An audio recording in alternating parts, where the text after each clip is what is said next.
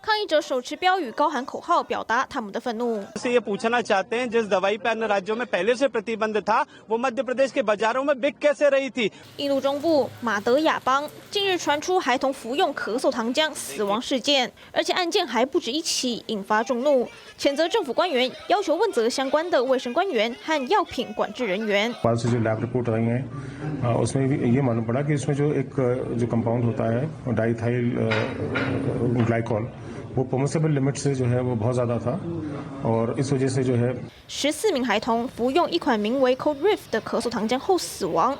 这款糖浆在事后被验出有毒物质二甘醇，且含量高达48.6%。所谓的二甘醇是一种用于工业溶剂的有毒物质，即使少量摄入也可能致命。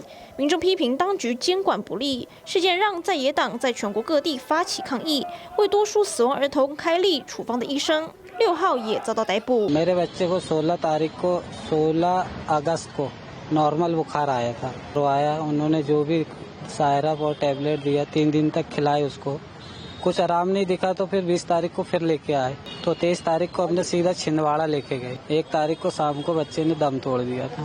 印度各邦也展开稽查行动，确保药品下架。14 मौतों की हमको रिपोर्ट हुई है, जिनको हमारे यहाँ से स्वच्छंद राशि स्वीकृत हो चुकी है और उनके अकाउंट्स में ये पैसा पहुँच गया है। 8 बच्चे अभी नागपुर हॉस्पिटल में भर्ती हैं छिंदवाड़ा के।虽然当局表示已经开除药品检查等官员，并会见家属发放慰问金，不过再怎么做，已经无法挽回这些无辜孩童的性命。TVBS 综合报道。订阅频道，锁定 TVBS 嘉颖 T 正部，让您跟政策同步，时事同步，越看越进步。